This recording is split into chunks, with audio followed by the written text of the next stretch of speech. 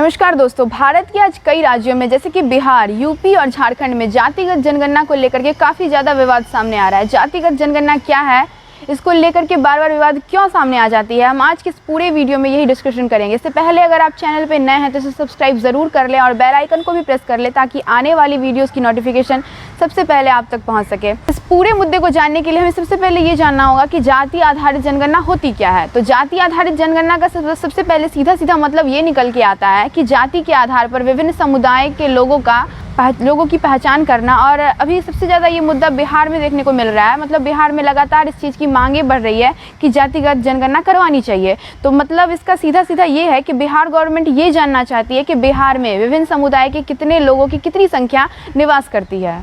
सबसे कॉमन सवाल जो आम जनता के मन में उठता है वो ये कि जातिगत जनगणना पहली बार हो रही है या इससे पहले भी भारत में ये हो चुका है। तो ऐसा नहीं है कि ये देश में पहली बार हो रहा है, इससे पहले भी जब भारत में अंग्रेजों का शासनकाल हुआ करता था तो जातिगत जनगणना को वो आधार बनाते थे भारत के विभिन्न समुदाय के लोगों को अलग अलग बांटने के लिए, या फिर कहा जा सकता है कि विभिन्न समुदाय के लोगों का आपसी मतभेद को बढ़ावा देने के लिए अंग्रेज अक्सर जातिगत जनगणना को अपना हथियार बनाया करते थे। बात अगर अब हिस्ट्री की करें तो हिस्ट्री में भी कई बार कास्ट बेस्ड सेंसस करवाए जा चुके हैं। अभी स्वतंत्र भारत की अगर बात की जाए तो इसमें भी अभी जो हाल ही में सेंसस हुआ था 2011 का, वो भी कास्ट बेस्ड ही था, लेकिन इसके डेटा को अभी तक रिलीज़ नहीं किया गया। इसके पीछे भी कई सारे कारण हैं जिसको हम आगे आपको बताएंगे। हिस्ट्री में जब 1872 से 1931 तक की जनगणना जो होती थी वो कास्ट बेस्ड होती थी, जो कि अंग्रेजों के द्वारा करवाई जाती थी। अब ये क्यों करवाई जाती थी, इसको अगर हम थोड़ा सा जानने की कोशिश करें तो भारत में जब अंग्रेजों का शासन आया था तो अंग्रेज असहयोग आंदोलन जब महात्मा गांधी के द्वारा चलाया जा रहा था तो उसके बाद भारत के लोगों में काफ़ी ज़्यादा यूनिटी आ गई थी। और इसी यूनिटी को देखते हुए अंग्रेज बहुत ज़्यादा घबरा गए थे और उनका ये मानना था कि भारत में अब राज करना लगभग नामुमकिन सा हो गया था। लेकिन उसी बीच में अंग्रेजों के माइंड में एक प्लान आता है और जिसके बेस्ड पे भारत में कास्ट बेस्ड सेंसस करवाना उन्होंने स्टार्ट किया। और वो ये चाहते थे कि भारत के लोगों में कैसे यूनिटी तोड़ी जाए, क्योंकि यूनिटी तोड़ना और उसके बाद यहाँ राज करना काफ़ी ज़्यादा इजी लगने लगा था उन्हें, क्योंकि उन्हें भारत के लोगों के माइंडसेट के बारे में पता था। और जब तक कि यहाँ के लोगों की यूनिटी नहीं तोड़ी जाती तब तक वो अंग्रेज भारत पर शासन नहीं कर पाते। और इसी को तोड़ने के लिए उन्होंने हथियार बनाया था कास्ट बेस्ड सेंसस को, और 1931 तक कास्ट बेस्ड सेंसस करवाते रहे, जिसके डेटा के थ्रू भारत के लोगों के आपसी मतभेद बढ़ते चले गए। क्योंकि जातिगत जनगणना अगर होती है तो उसमें डेटा ये निकल करके आता है कि किस जाति के लोग कितने ज़्यादा अच्छे तरीके से प्रोग्रेस कर रहे हैं, यानी कि किस जाति की कितनी जनसंख्या बढ़ रही है और कौन सी कास्ट अपने रिलीजन में सबसे ज़्यादा बेनिफिट ले रही है। सवाल ये उठता है कि जब अंग्रेज़ों ने 1947 तक भारत पे राज किया था, क्योंकि हमारे देश को आज़ादी 1947 में मिली थी, लेकिन कास्ट बेस्ड सेंसस होना बंद हुआ था 1931 में। तो लगभग 16 साल का जो ये इरा बचता है उस बीच में कास्ट बेस्ड सेंसस हुआ क्यों नहीं। तो कहीं ना कहीं कास्ट बेस्ड सेंसस होने में थोड़ी सी तो डिसएडवांटेज है, जिसके चलते अंग्रेज़ों ने भी इसे बंद किया था। और वो डिसएडवांटेज क्या है हम आपको आगे बताएंगे। देखिए, स्वतंत्र भारत में भी 2011 में एक बार जातिगत जनगणना हुई थी, लेकिन उसके डेटा को अभी तक रिलीज़ नहीं किया। ये सोशियो इकोनॉमिक सेंसस था जो कि यूपीए गवर्नमेंट के प्रेशर में आके करवाया गया था। लेकिन अब सबसे बड़ा सवाल ये उठता है कि इसके डेटा को क्यों नहीं रिलीज़ किया गया। आखिर क्या इसमें ऐसा था जिसको आज तक बीजेपी गवर्नमेंट और यूपीए की गवर्नमेंट जनता से छुपाती आ रही है। ऐसा क्या है इसमें जो कि अगर देश की जनता के सामने आ गया तो बवाल मच जाएगा। तो सीधी सी बात है कि इसके पीछे जो कारण था वही कारण था 1931 में कास्ट बेस्ड सेंसस बंद होने के। देखिए, आमतौर पर जो आप लोगों को या फिर हम लोगों को पता है वो नॉर्मल ओबीसी, जनरल, एससी और एसटी कास्ट के बारे में पता है। लेकिन अगर फर्स्ट कास्ट सेंसस को देखें तो इसके अंदर के जो डेटा निकल करके आए थे वो लगभग 4147 कास्ट भारत के अंदर एग्जिस्ट कर रही थी, जिसके आंकड़े को देखते हुए अंग्रेज कंफ्यूज हो गए थे और उसी के बाद से कास्ट बेस्ड सेंसस होना बंद हो गया था। 2011 में जब यूपीए गवर्नमेंट के प्रेशर में आकर के कास्ट बेस्ड सेंसस करवाए गए थे तो उसके अंदर के डेटा तो अभी तक नहीं रिलीज़ किए गए हैं,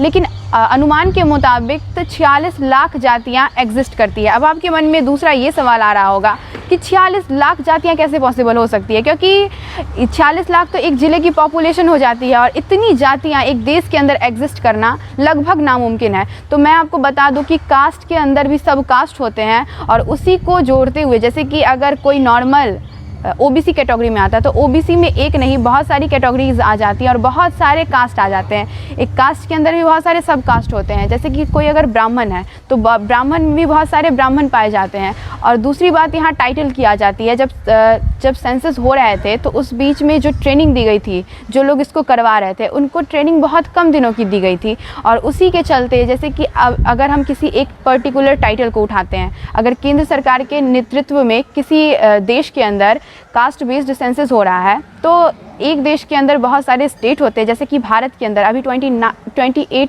स्टेट्स एग्जिस्ट करते हैं। और इसमें जो नॉर्थ साइड में अगर दिल्ली और राजस्थान को ले लिया जाए तो एक पर्टिकुलर जो कि जनरल कास्ट आता है वो एक टाइटल यूज़ करता है शर्मा, जो कि जनरल कास्ट के अंदर यूज़ होता है। लेकिन वही टाइटल को अगर यूपी और बिहार में देखा जाए तो वो ओबीसी कैटेगरी के अंदर यूज़ किया जाता है। तो इसी को लेकर के काफ़ी ज़्यादा कन्फ्यूजिंग मैटर आ गया था और इसी वजह से 2011 के डेटा को रिलीज़ नहीं किया गया, क्योंकि ये टोटल पता ही नहीं चल पाया कि कौन आंकड़ा कहाँ पे सही है और किसके द्वारा बताया गया कौन सी बात सही है। अब इसी सब मुद्दे को देखते हुए केंद्र सरकार ने कास्ट बेस्ड सेंसस को अभी तक अप्रूव नहीं किया है। उनका ये कहना है कि अगर कोई पर्टिकुलर स्टेट अगर इसको करवाना चाहता है तो वो खुद से करवाए, हम इसको अप्रूव नहीं करेंगे। तो अब बात ये आती है कि क्या इतना आसान होता है सेंसस करवा लेना? अगर राज्य चाहे तो कभी वो करवा ले, केंद्र चाहे तो कभी वो करवा ले, तो ये ऐसा बिल्कुल भी नहीं होता है। हमारे अगर संविधान के पॉइंट ऑफ व्यू से इसको देखा जाए तो हमारे कॉन्स्टिट्यूशन के 7 शेड्यूल के 69 पैरा में हमारे संविधान का 7वां शेड्यूल ये डिफाइन करता है कि कौन कौन सी अथॉरिटी स्टेट गवर्नमेंट के पास है और कौन कौन सी अथॉरिटी केंद्र सरकार के पास है। इन दोनों के बीच के जो राइट्स को अलग अलग बांटा गया है, इसके 69 पैरा में ये डिफाइन किया गया है कि सेंसस जो है वो केंद्र सरकार का विषय है, ना कि राज्य सरकार का। यानी कि सेंसस कभी भी करवाया जाएगा तो वो सेंट्रल गवर्नमेंट के अथॉरिटी में करवाया जाएगा, ना कि स्टेट गवर्नमेंट के। तो अब सवाल ये उठता है कि जब इतना कुछ हमारे कॉन्स्टिट्यूशन में मेंशन्ड है तो राज्य सरकार इसके बीच में क्यों आ रही है? तो ऐसा नहीं है कि राज्य सरकार को ये बात नहीं पता है कि हमारे कॉन्स्टिट्यूशन में क्या मेंशन्ड है और क्या नहीं।